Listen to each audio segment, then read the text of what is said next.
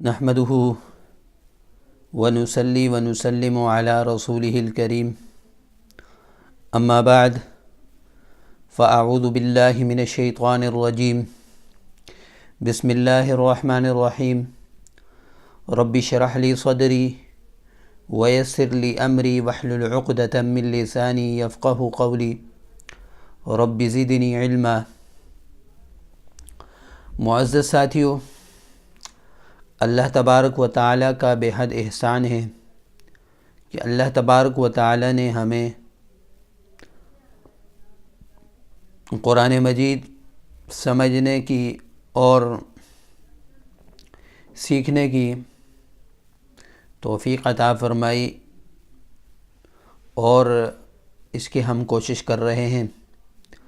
اللہ تعالیٰ سے دعا ہے کہ اللہ تعالیٰ ہمیں استقامت نصیب فرمائے اور بڑھ چڑھ کر اس مبارک محنت کو کرنے کی توفیق عطا فرمائے۔ اگر آپ نئے ساتھی ہیں اور آپ قرآن مجید کا مکمل ترجمہ سیکھنا چاہتے ہیں اور سمجھنا چاہتے ہیں، تو آپ کے لیے گزارش ہے کہ آپ سب سے پہلے جو گزشتہ لیکچرز ہیں ان کو آپ سیکھیے۔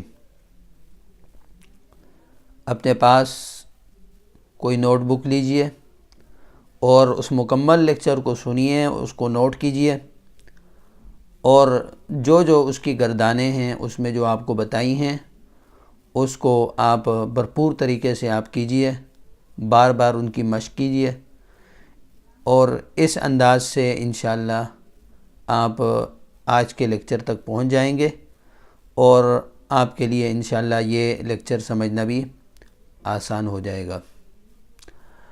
تو جو پرانے ساتھی ہیں جو مسلسل اس لیکچرز کو اور اس کورس کو فالو کر رہے ہیں اور اس پر محنت کر رہے ہیں، آج ہم آگے بڑھتے ہوئے انشاءاللہ اس میں ظرف کو ہم پڑھیں گے۔ اس سے پہلے لیکچر میں ہم نے اس میں تفضیل اور اس میں مبالغہ پڑھا تھا۔ اس میں تفضیل اور اس میں مبالغہ کے اندر معنی کی زیادتی پائی جاتی ہے کہ یہ کام زیادہ ہوا، یعنی اس اسم میں زیادتی معنی ہوتے ہیں، معنی کی زیادتی پر وہ اسم دلالت کرتا ہے۔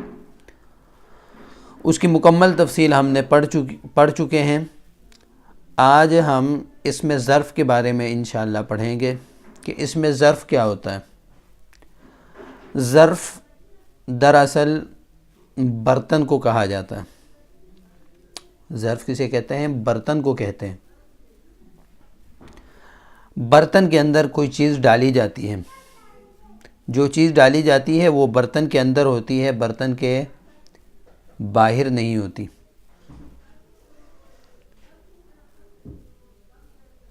برتن نے اس ساری چیز کو گھیرا ہوتا ہے۔ تو الفاظ کے اعتبار سے بھی دو طرح کے برتن ہوتے ہیں۔ ایک ہوتا ہے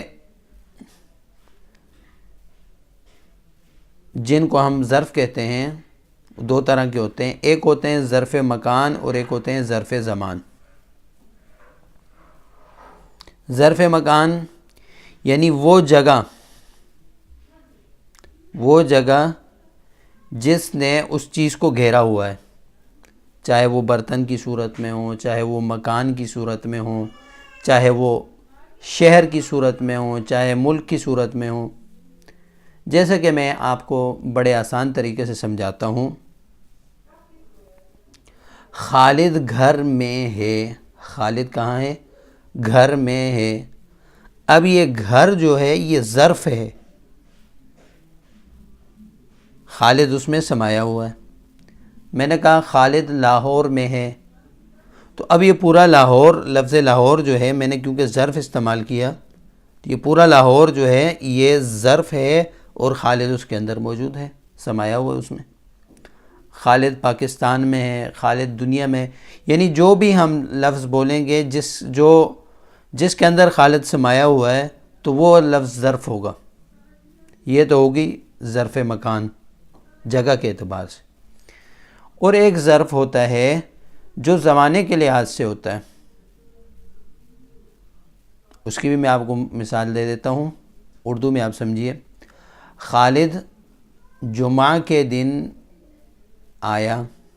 اب یہ جمعہ کا جو دن ہے یہ کوئی ظرف نہیں، یہ کوئی مکان نہیں ہے، جمعہ کسی جگہ کا نام نہیں ہے، جمعہ تو زمانے کا نام ہے. خالد کو میں نے جمعہ کے دن دیکھا تھا. اب یہ جو جمعہ ہے یہ ظرف نہیں ہے، یہ جگہ نہیں، ظرف تو ہے، یہ جگہ نہیں ہے، مکان نہیں ہے، بلکہ یہ زمان ہے، زمانہ ہے. تو اب جمعہ کا دن کا جو زمانہ ہے اس نے خالد کو گھیرا ہوا ہے،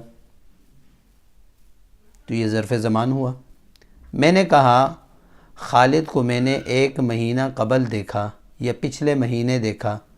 اب یہ جو گزشتہ مہینہ، جو پچھلا مہینہ ہے وہ ظرف زمان ہے اور خالد اس میں مظروف ہے، خالد اس میں سمایا ہوا ہے.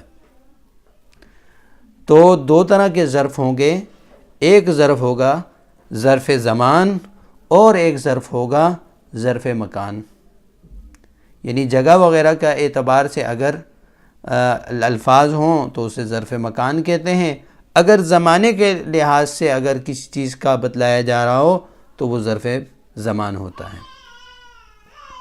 اچھا، اب ہم آگے آتے ہیں کہ ظرف کے وزن کیا ہوں گے. چاہے ظرف زمان ہے چاہے مکان ہے، اس کے وزن میں آپ کو بتاتا ہوں. اس کے وزن یہ ہیں مفعل اور مفعل، یہ 2 بنیادی اوزان ہیں. اس کو آپ سمجھیں، یہ زیادہ استعمال ہوتے ہیں قرآن پاک میں. مزید اوزان بھی ہیں لیکن ان کو آپ پہلے ان کو آپ سمجھیے، اس کے بعد انشاءاللہ ہم دوسرے جو ظروف ہوں گے وہ آپ کو بتائیں گے. مفعل اور مفعل. مفعل کی مثال جیسے مسجد، سجدہ کرنے کی جگہ، ظرف مکان ہے مسجد. مضرب، مارنے کی جگہ. منصر، مدد کی جگہ. مجلس، بیٹھنے کی جگہ.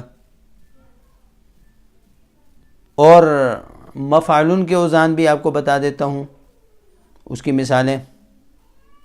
منصب، مفعل منصب. مفعل مفتح، کھولنے کی جگہ.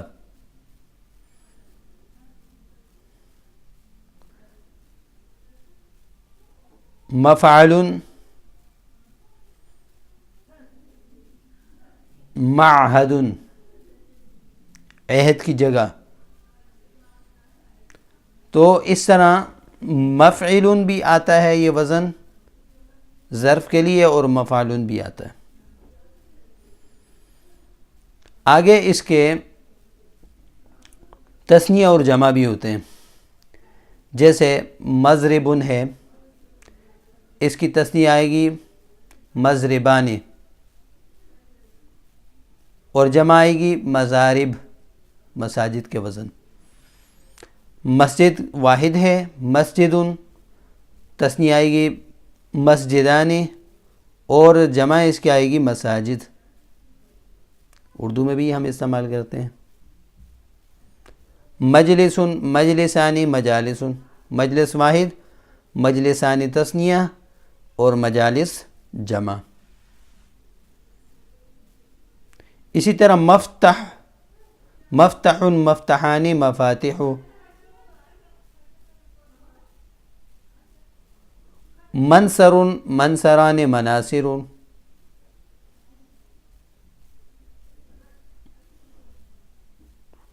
معہد، معہدان، معاہد. تو واحد اور تثنیہ اور جمع کے لحاظ سے بھی آپ کو میں نے بتلا دیا. تو لہٰذا اس میں آج کے سبق میں آپ کو میں نے اس میں ظرف کے متعلق بتایا، اس میں ظرف کے 2 وزن بتائے، اور اس میں ظرف کے بارے میں یہ بھی بتایا کہ ظرف جو زمانے والا بھی ہوتا ہے اور جگہ والا بھی ہوتا ہے۔ جو زمانے کے اعتبار سے ظرف ہوگا اسے ظرف زمان کہتے ہیں، اور جو جگہ کے اعتبار سے ظرف ہوگا اسے ظرف مکان کہتے ہیں۔ ظرف زمان اور ظرف مکان آسان سی بات ہے، اگر کوئی چیز جگہ میں ہے تو اسے ہم کہیں گے ظرف مکان، اور کوئی چیز زمانے میں ہے تو اسے ہم کہیں گے ظرف زمان۔ جگہ میں ظرف مکان اور زمانے میں ظرف زمان۔ تو آج کا سبق اتنا ہی تھا، بہت ہی آسان ہے، اس کو آپ نوٹ کیجئے اور اس کے وزنوں کو آپ یاد کیجئے۔ قرآن مجید میں کافی جگہ ظرف زمان اور ظرف مکان یہ استعمال ہوئے ہیں، اس کو آپ خوب سمجھیے۔ اللہ تعالیٰ سے دعا ہے اللہ تعالیٰ ہمیں استقامت کے ساتھ آگے بڑھنے کی توفیق عطا فرمائے۔ وآخر دعوانا ان الحمد للہ رب العالمین۔ السلام علیکم ورحمۃ اللہ وبرکاتہ۔